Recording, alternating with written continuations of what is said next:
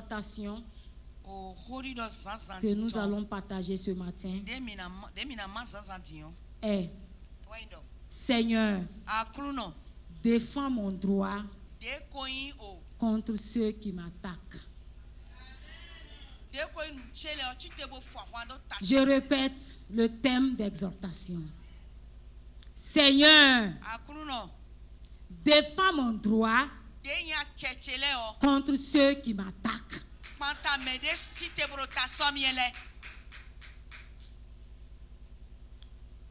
Le thème est en même temps une prière.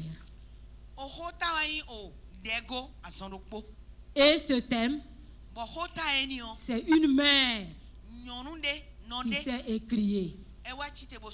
Et aujourd'hui, nous sommes à la fête des mères. C'est un thème simple. Une prière simple, mais très très puissante. Amen. Cette mère disait simplement: Seigneur, défends mon droit contre ceux qui m'attaquent. Et quand nous prenons la Bible, nous allons voir que la prière de la femme est toujours simple. Est-ce que quelqu'un est d'accord avec moi? La prière d'une mère est toujours simple. La prière des femmes est toujours simple. Pourvu simplement que je touche et je serai. Quand j'ai parcouru cela, j'ai dit effectivement, je comprends pourquoi la femme est simple. C'est vrai que compliqué à quelque part, mais la femme est simple. C'est pourquoi on confond la femme à des enfants. Souvent, certains disent que la femme est comme un enfant. Il faut simplement savoir prendre la femme. Mais c'est normal, parce qu'effectivement, c'est la femme qui reste avec les enfants. Et la manière que les enfants sont simples, de fur et à mesure de rester avec eux, tu es obligé aussi d'être simple. Parce que simple et puis compliqué ne vont pas ensemble. C'est pourquoi aussi la femme est simple. Simple à flatter si tu sais le faire. Simple à consoler si tu sais le faire. On dirait que les femmes ne sont pas d'accord avec moi. Ou bien c'est les hommes qui ne sont pas d'accord. La femme est simple. Avec des prières simples. Et Dieu exauce toujours la prière de la femme. Dieu écoute toujours la prière de la femme. Toutes les femmes qui ont crié dans la Bible, elles ont été toutes exaucées. Toutes ces femmes ont été exaucées. Parce que la femme tient au cœur de Dieu. La femme est partenaire avec Dieu. La femme est partenaire avec Dieu. Ou bien vous n'êtes pas d'accord avec moi? Seigneur, défends mon droit contre ceux qui m'attaquent. Amen. Les femmes ont vraiment.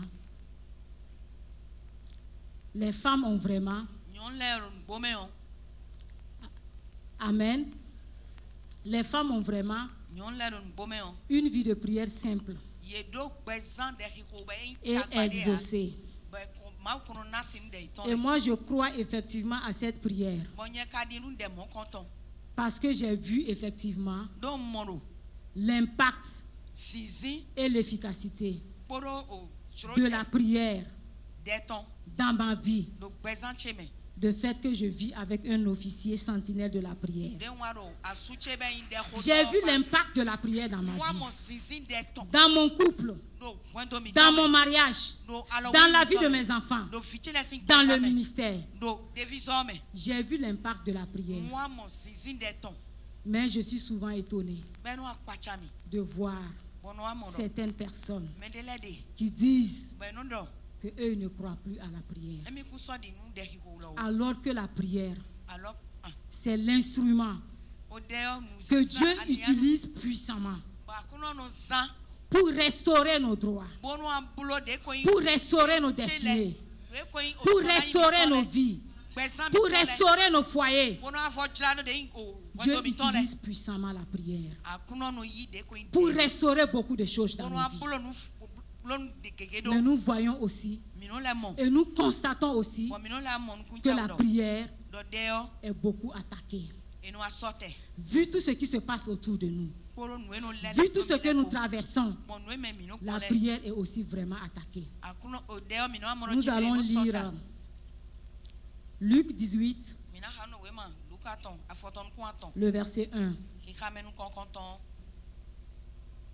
Pour montrer qu'il est nécessaire de prier constamment, sans jamais se décourager, Jésus raconta à ses disciples la parole suivante. Amen. Que le Seigneur bénisse sa parole. À travers cette parabole, nous voyons une vie de prière, une relation de vie de prière, que le Seigneur lui-même nous exhorte à travers cette parabole, que nous devrons prier sans jamais nous relâcher, sans jamais nous décourager.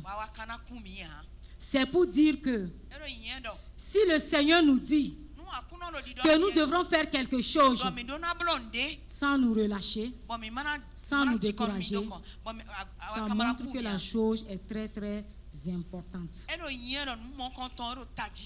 La chose est très très importante. La prière est très très importante. Et nous sommes au dernier dimanche du mois de la prière fervente et efficace. Amen. Nous sommes au dernier dimanche. Si nous pouvons faire le résumé du thème de ce mois, est-ce que nous pouvons dire que ce thème a été vraiment efficace dans notre vie? Est-ce que nous pouvons dire que nous avons vécu une vie de prière fervente et efficace? Est-ce que nous pouvons dire que notre vie de prière est montée à une dimension supérieure? Est-ce que nous pouvons le dire?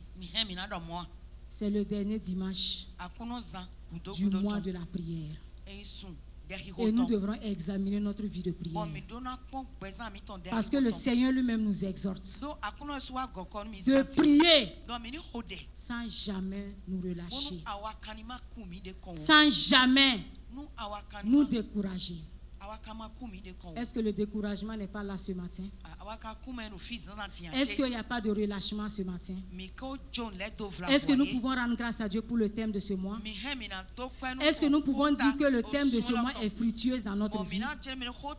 Est-ce que nous pouvons dire que le thème de ce mois a été efficace dans notre vie? Est-ce que nous pouvons dire que le thème de ce mois a impacté effectivement notre vie? Amen. Nous devrons effectivement nous engager dans la prière.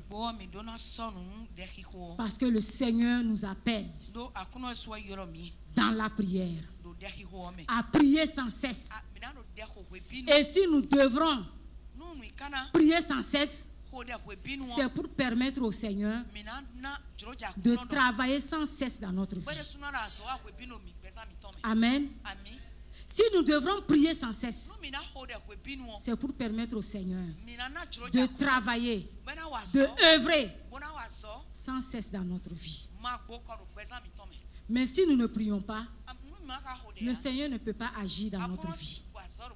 Parce que lui-même, il a dit de prier afin que sa volonté qui est dans les cieux pour nous puisse agir puisse être efficace dans notre vie. Mais si nous ne prions pas, la volonté du Seigneur qui est dans les cieux, les projets qu'il a forgés pour nous, resteront sans manifestation. C'est la prière qui permet au Seigneur d'agir dans nos vies. C'est la prière qui permet au Seigneur d'opérer dans nos vies. Une vie qui ne prie pas, c'est une vie sans manifestation. Nous avons vu cela à travers le premier et la première femme dans le jardin d'Éden. Quand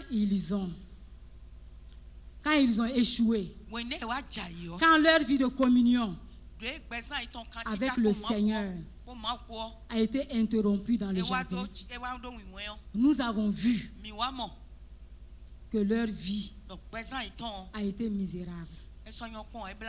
Alléluia.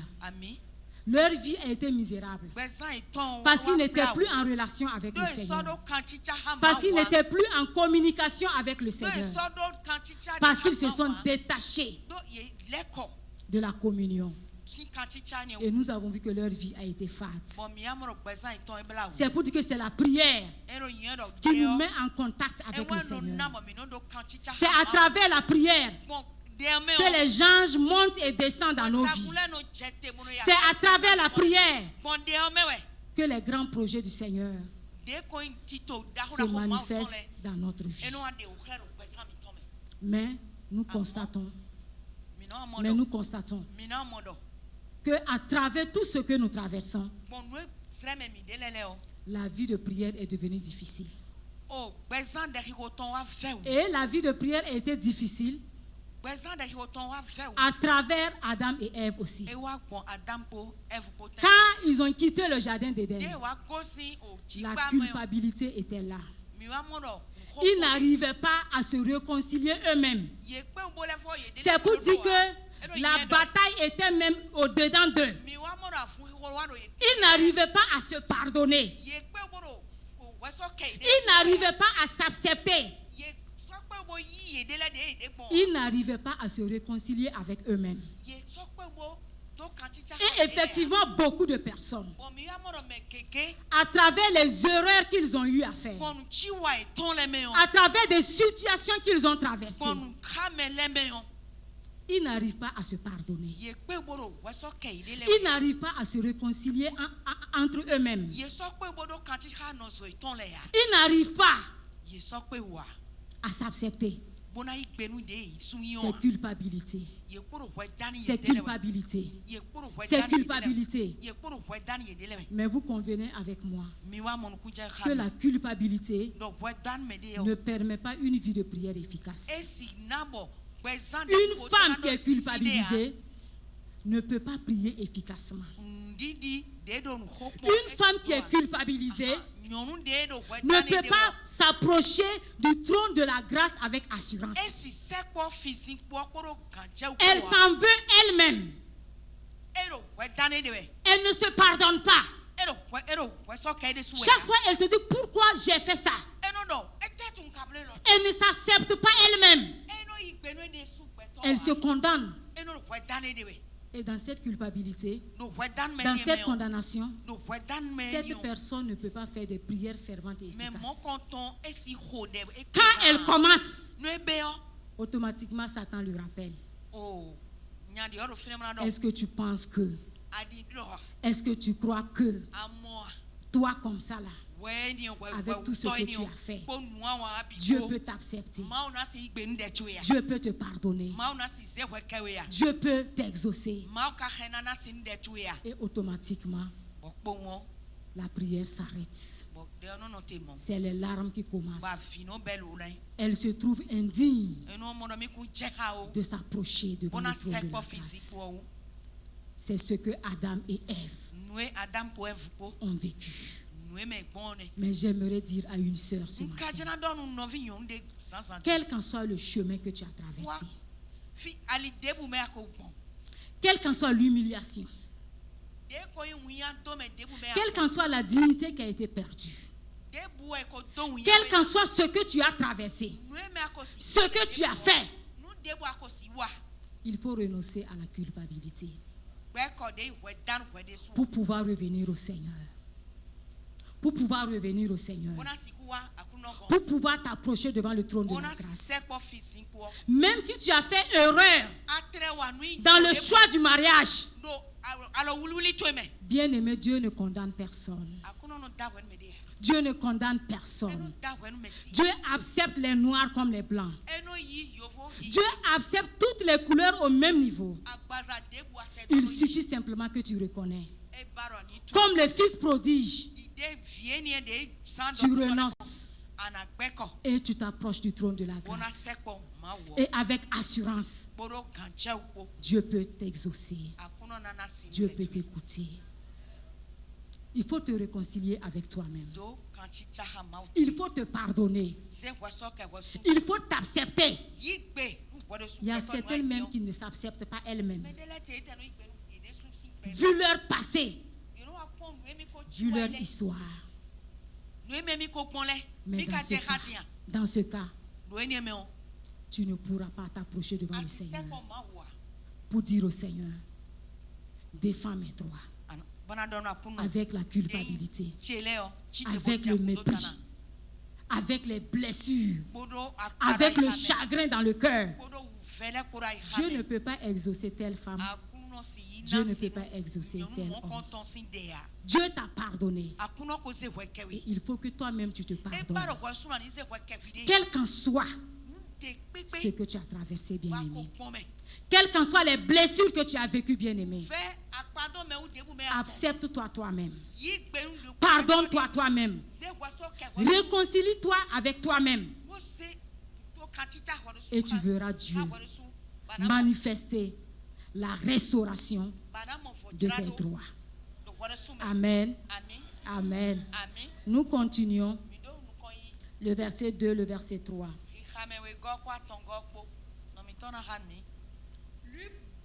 Luc 18, verset 2 à 3. Nous allons lire jusqu'à 5 et je vais résumer à cause du temps. D'accord. Dans une certaine ville, il y avait un juge qui ne reverrait pas Dieu et n'avait d'égard pour personne. Il y avait aussi dans cette même ville une veuve qui venait constamment le trouver pour lui dire: défends mon droit contre celui qui m'attaque.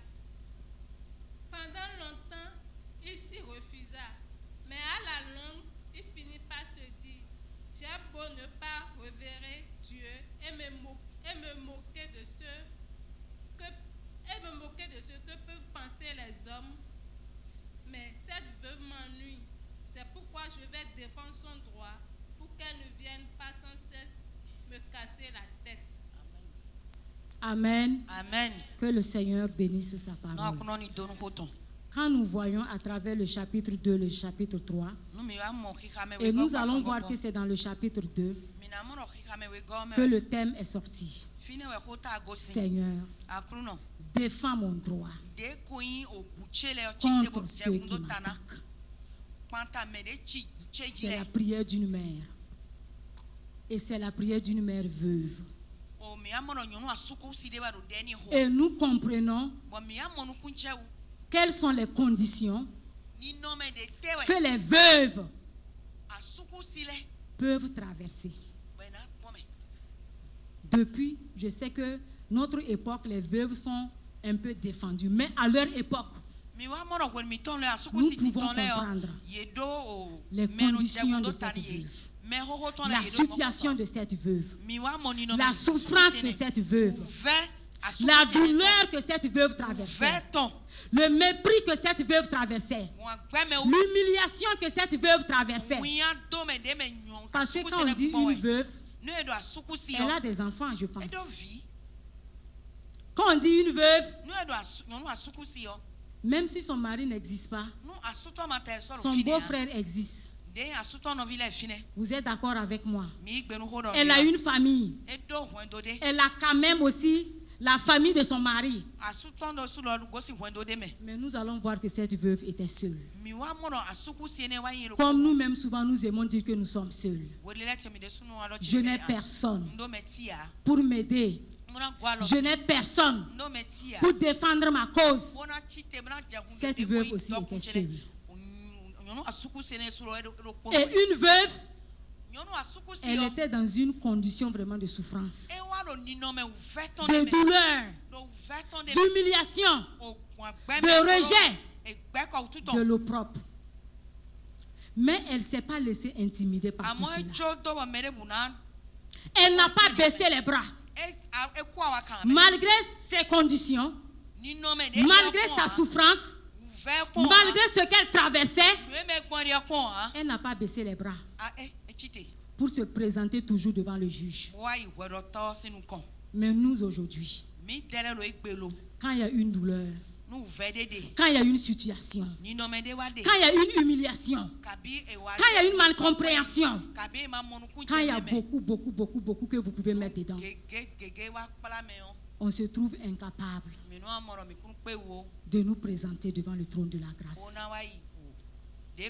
On se trouve incapable d'invoquer le Seigneur. C'est des murmures, c'est des plaintes, c'est des cultes de victimes, c'est des pleurs. Mais cette veuve, son histoire m'a beaucoup enseigné. Malgré sa souffrance, elle ne s'approchait pas devant le juge pour expliquer sa souffrance, ni pour murmurer, ni pour dire ce qu'elle pense, ni pour dire comment sa belle famille l'a fait souffrir, ni pour dire comment ses enfants le font souffrir. Non, elle s'approchait avec un testament, avec un papier pour dire au juge, en réalité, je ne suis pas là pour demander autre chose. Je suis là pour réclamer mon droit. Pour réclamer mon droit. Je ne suis pas là pour pleurnicher. Je ne suis pas là pour me lamenter. Mais je suis là pour que la justice soit faite. Parce que je suis une femme de justice. Et je veux que la justice soit faite. Je veux que la justice soit faite. Je veux que mon droit soit restauré. Je veux que ma bénédiction se manifeste. Je veux que ma délivrance se manifeste. Je veux que mon enfantement se manifeste. Je veux que mon mariage se manifeste. Je veux. Elle avait quelque chose qu'elle s'appuyait. Elle ne se laissait pas intimider par autre chose. Et cette veuve, la Bible ne nous a pas montré qu'il y a eu un jour qu'elle a manqué à se présenter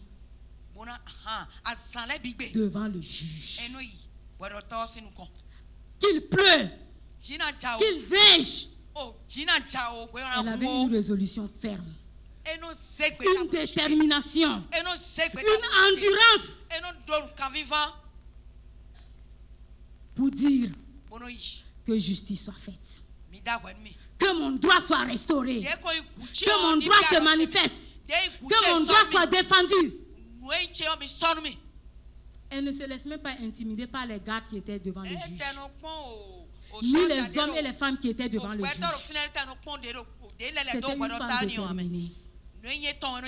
C'était une femme déterminée. C'était une femme déterminée. Mais aujourd'hui, est-ce qu'il y a cette détermination dans ta vie? Est-ce qu'il y a cette résolution dans ta vie? Est-ce qu'il y a cette endurance dans ta vie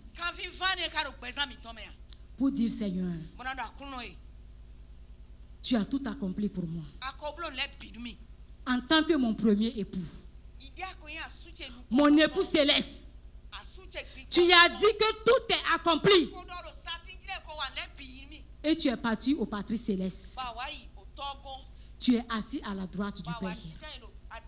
Je veux que tout ce que tu as accompli pour moi se manifeste Je veux que tout ce que tu as accompli, l'œuvre que tu as accomplie, les projets que tu as accomplis, les bénédictions que tu as accomplies, les guérisons que tu as accomplies, la vie abondante que tu as accomplie.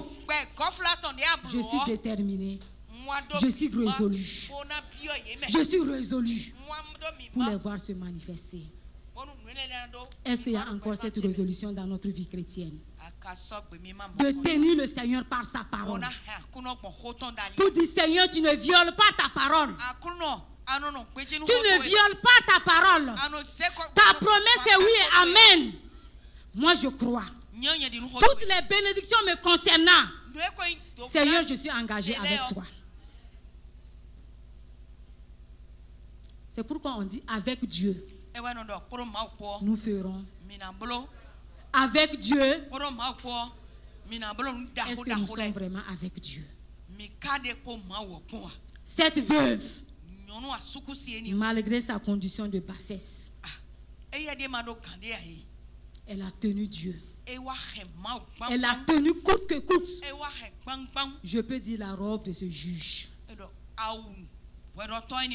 Malgré la fatigue, malgré que son corps le fait mal, elle était toujours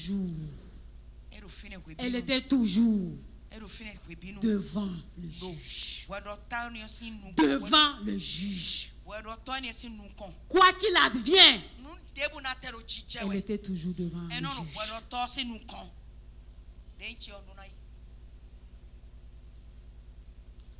Est-ce qu'il y a ces gens de mère au milieu de nous?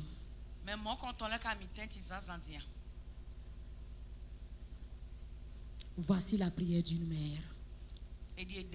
Elle ne partait pas multiplier beaucoup de choses. Elle dit simplement, le testament, ce n'est pas moi qui l'ai écrit. Mais je comprends. Je sais, dans ce testament-là, le droit qui doit me revenir, les bénéfices qui doivent me revenir, les biens qui doivent me revenir. Et je réclame. Et elle se présentait toujours, sans se décourager, sans se relâcher. Dis à la personne qui est à côté de toi, n'arrête pas la prière. N'arrête pas la prière. La prière, c'est comme une femme qui est sur la table d'accouchement. Moi, personnellement, c'est ce que j'ai compris en tant qu'une femme. Tu es sur la table d'accouchement. Tu dois enfanter. Il n'y a pas que je suis fatiguée. Il n'y a pas que je suis découragée. Il n'y a pas que la sage-femme me traite mal. Je dois pousser jusqu'à ce que l'enfant sorte. Parce que je connais l'importance de l'enfant. Je sais que si je m'arrête, je peux étouffer l'enfant. Je peux mettre au monde un enfant mort-né. J'ai l'obligation de pousser jusqu'au bout. J'ai l'obligation de pousser jusqu'au bout.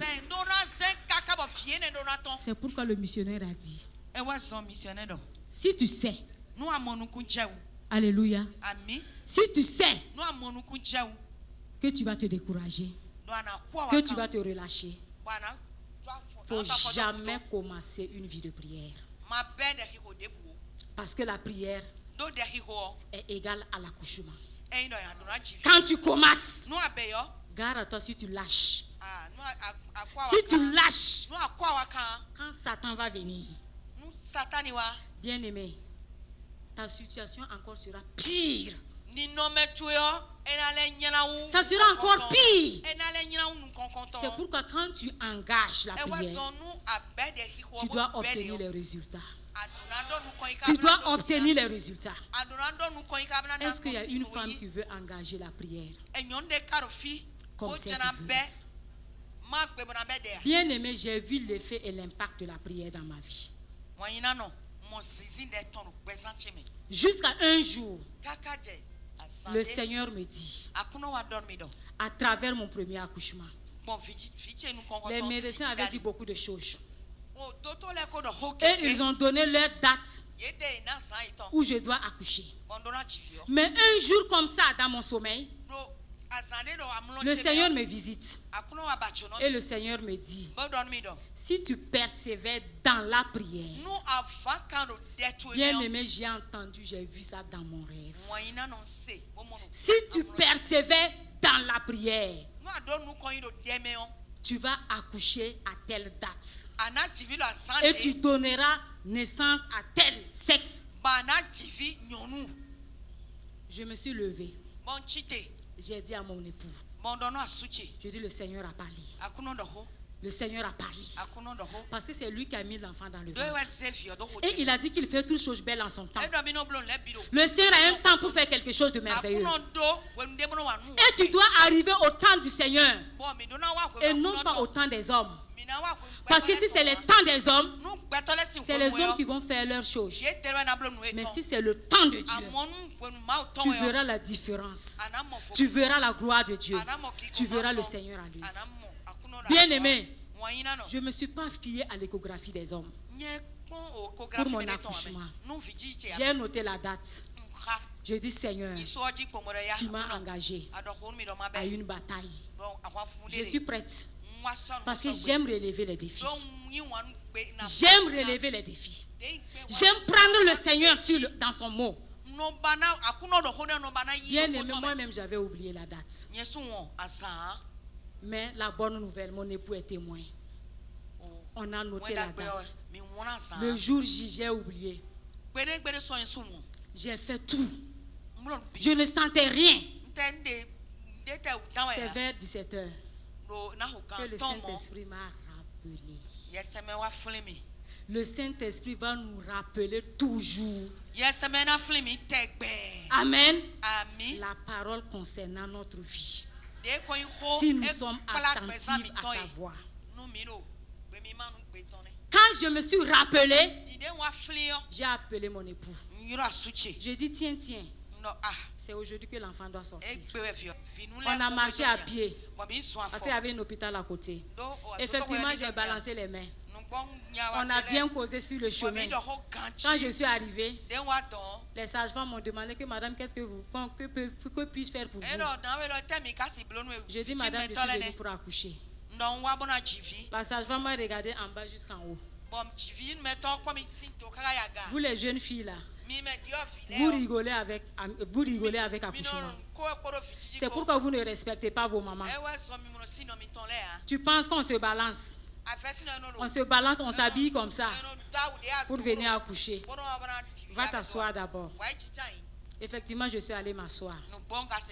Et quand je suis allée m'asseoir, quelques minutes, le travail a déclenché en même temps. Fallait que je mette pied. Fallait que je mette pied. Bien aimé, le Seigneur est fidèle. Dieu exauce la prière. Dieu exauce la prière, bien aimé. S'il y a une prière qui n'est pas exaucée, c'est qu'il y a un problème à quelque part. Parce que le Seigneur a dit que sa main n'est pas courte, ses oreilles ne sont pas dures. Mais s'il n'y a pas la manifestation, il y a quelque chose qui cloche à quelque part. Pour être bref, avant que mon époux ne parte chercher les seaux et tout ce qu'il faut, quand il est arrivé en même temps, on a tendu le bébé à la porte.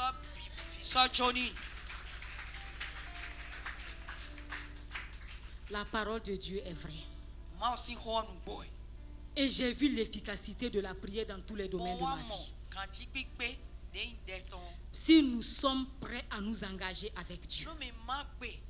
Mais aujourd'hui, nous ne sentons pas la vie de prière dans la vie des femmes. Alors que quand nous regardons la Bible, c'est les femmes qui avaient l'onction de la prière, qui avaient le feu de la prière. Mais beaucoup de choses nous ont écartés de ces choses. Bien-aimées sœurs, tu dois rallumer ta vie de prière, ta communion avec le Seigneur. Le Seigneur m'a dit un jour, c'est vrai que tout est accompli. J'ai vraiment tout accompli sur la terre. J'ai vraiment tout fait sur la terre. N'est-ce pas? Mais aujourd'hui, malgré tout ce que j'ai accompli sur la terre, est-ce que j'ai amené ces choses-là au ciel? Est-ce que j'ai amené les miracles au ciel? Est-ce que j'ai amené l'enfantement au ciel? Qu'est-ce que j'ai amené au ciel? C'est la vie de prière. Il a tout accompli. Il a tout fait. Mais la prière, la Bible nous dit que jusqu'à présent, il est assis à la droite du Père. Il faut dire à quelqu'un, la prière ne prend pas fin. La prière ne prend pas fin. Il a tout accompli sur la terre. Il a tout laissé. L'évangélisation, les bénédictions, tout. Mais présentement au ciel, notre époux, Christ, est assis à la droite du Père. Et il intercède pour nous. Il intercède pour nous. Qui nous sommes pour ne pas intercéder. Il est au ciel, il intercède. La prière est tellement importante. Malgré qu'il y a une intercession au ciel, sur la terre, il a encore envoyé l'esprit de prière. Et la Bible nous dit que le glorieux Saint-Esprit intercède par des suppliques inexprimables à chaque instant. Bien-aimé, est-ce que tu t'es déjà assise? Te poser la question. Malgré que Jésus est au ciel en train d'intercéder pour moi. Le Saint-Esprit sur la terre en train d'intercéder pour moi. Et ma vie est toujours comme ça. Et s'il n'y avait pas la prière? Et si Jésus n'intercédait pas au ciel pour nous? Et si le Saint-Esprit n'intercédait pas sur la terre pour nous? Comment nos vies seront? Comment on allait vivre dans ce monde? Comment serions-nous dans ce monde? Jésus intercède. L'esprit qu'il a mis en toi est en intercession. Mais c'est toi seul. C'est toi seul qui n'intercède pas. Celui même qui a dit que tout est accompli, il intercède. Toi, tu dis que tout est accompli. Tu baisses les bras. Il y a l'assoupissement. Il y a le découragement. Ça fait combien de milliers d'années que Jésus est en train de prier pour nous? Ça fait combien de milliers d'années que le Saint-Esprit est en train de prier pour nous? Et nous ne pouvons pas donner notre main d'association. Pourquoi Jésus prie? Malgré qu'il a dit que tout est accompli.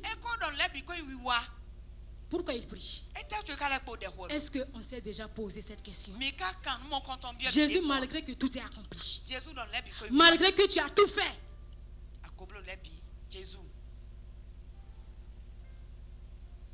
est-ce qu'on s'est déjà posé cette question?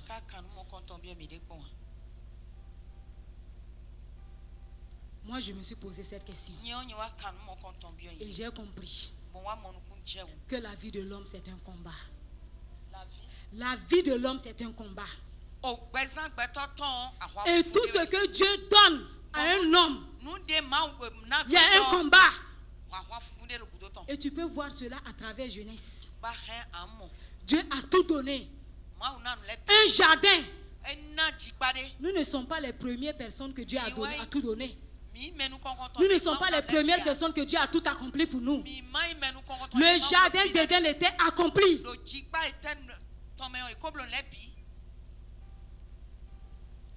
C'était accompli. Mais ça a été attaqué. Ça n'a pas empêché l'ennemi d'attaquer. Ça n'a pas empêché l'ennemi d'attaquer la bénédiction de Ève. C'est pas toi que l'ennemi va épargner. C'est pourquoi la veuve a compris tôt. Elle a dit, Seigneur, défends mon droit contre ceux qui m'attaquent. Parce que tout ce que tu as donné à l'homme est attaqué. Toutes les bénédictions sont attaquées. Les foyers sont attaqués. Et Papa Karambiri a prêché un jour que je ne peux jamais oublier ce message. Et le thème de ce message disait, pourquoi Satan hait-il la femme? Pourquoi Satan hait-il la femme? Hait-il la femme? Je peux aussi dire pourquoi Satan hait-il les mères? Pourquoi l'enfantement est attaqué? Pourquoi le mariage est attaqué? Pourquoi la bénédiction est attaquée? Parce qu'il y a une guerre entre la femme et Satan. Et c'est une guerre qui est divine. C'est Dieu lui-même qui a placé cela. C'est Dieu lui-même qui a placé cela. C'est Dieu lui-même qui a dit à Satan, tu vas mordre le talon de la femme, de la mère. Mais c'est elle qui va écraser ta tête.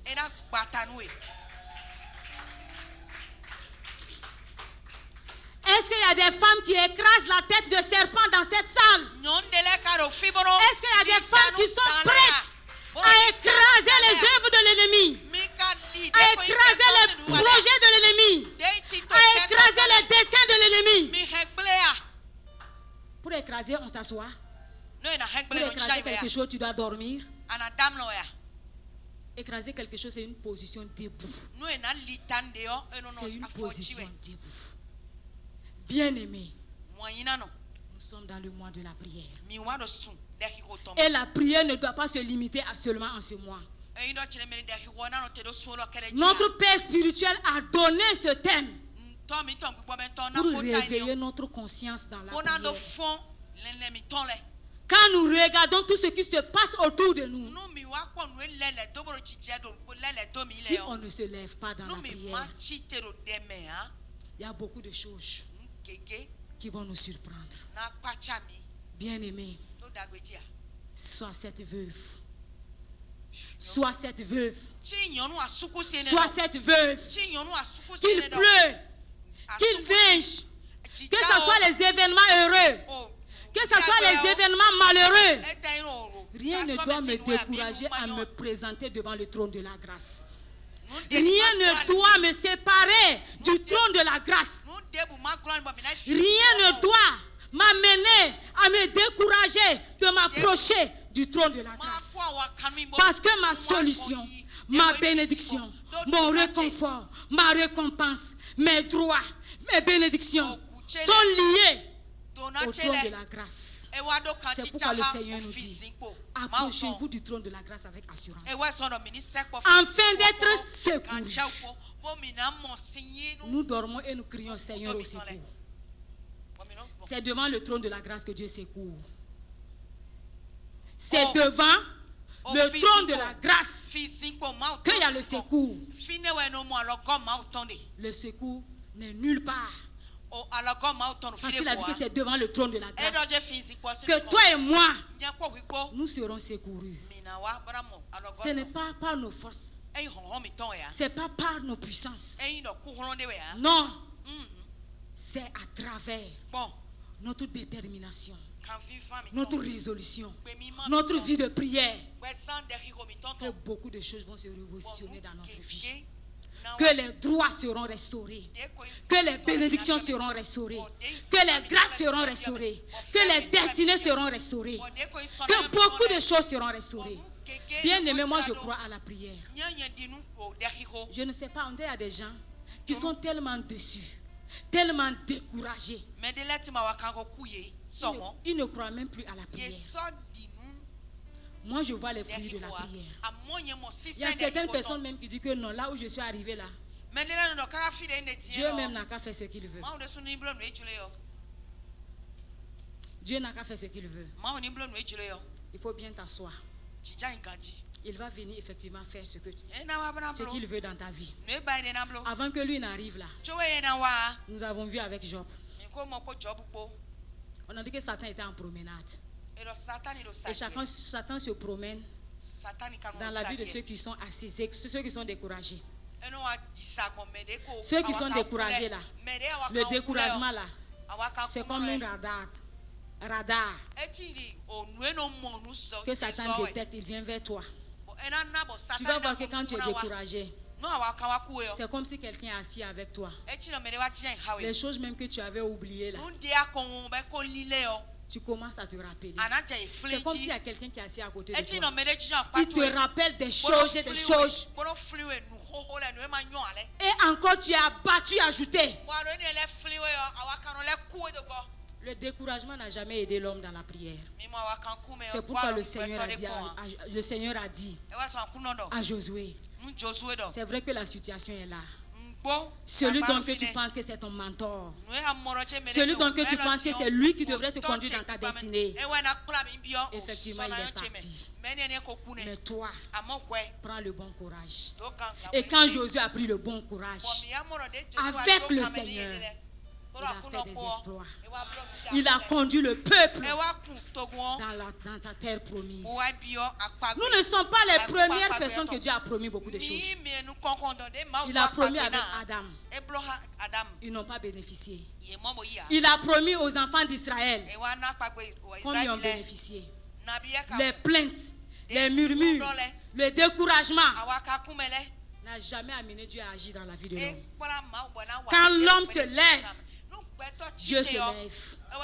Quand l'homme se lève, surtout dans la prière, Dieu se lève. Quand Dieu m'a engagé, je me suis levé. La promesse a été accomplie. La promesse a été accomplie.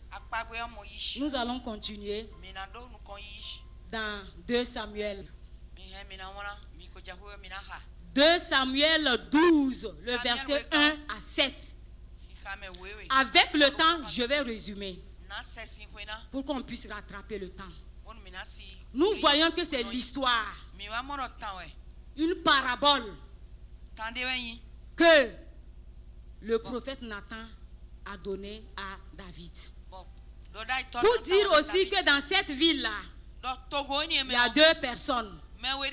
Et moi j'ai compris que parabole de Luc 18 là a un lien avec parabole de 2 Samuel 12, le verset 1 à 7.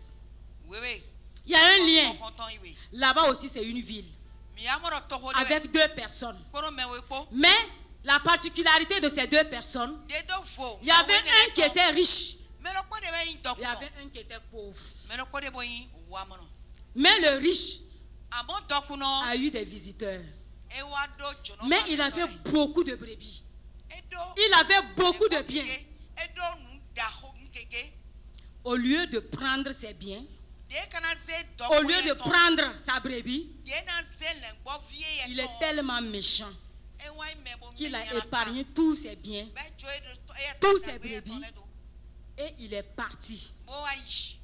Il est parti prendre la seule brebis du pauvre pour préparer un festin, un repas pour donner à son invité. Quand le roi David a entendu cela, à travers la bouche du prophète Nathan, la Bible nous dit que le roi David s'est mis en colère. Il a même déchiré son vêtement pour dire comment ça? Quel est ce méchant homme qui a agi comme ça? Je vais le corriger. Je vais. La sagesse du prophète Nathan. Le prophète Nathan dit, en réalité, ce roi riche là, ce roi méchant là, c'est toi-même. C'est toi-même. C'est pour nous dire quoi? Pourquoi je dis qu'il y a un lien entre ces deux paraboles? Nous voyons qu'effectivement, à travers cela, c'est une parabole pour réveiller la conscience de David. Et parabole aussi de Luc 18 là. Jésus a donné ça. En réalité, cette veuve là, c'est toi, c'est moi. C'est parce que vous me comprenez. La veuve de Luc 18 là, c'est toi, c'est moi. De la même manière que le prophète Nathan a dit à David, en réalité, cet homme-là, c'est toi. Jésus aussi veut nous dire, en réalité, cette veuve-là, c'est toi, c'est moi. Effectivement, j'ai tout accompli pour vous. Mais pour pouvoir bénéficier, pour pouvoir prendre possession de tout ce que j'ai accompli pour vous, voici le chemin. Voici le secret. Est-ce que quelqu'un peut dire Alléluia au Seigneur? C'est le secret. C'est le secret. Mais nous lisons. On dit souvent, oh pauvre veuve. Elle n'a même pas personne pour l'aider. On ne se rend pas compte que c'est nous. Parce que nous sommes l'épouse de Christ. Christ, notre époux, effectivement, a tout accompli. Il a effectivement tout accompli. Nous avons droit au mariage. Nous avons droit à l'enfantement. Nous avons droit à la vie abondante. Nous avons droit à la guérison.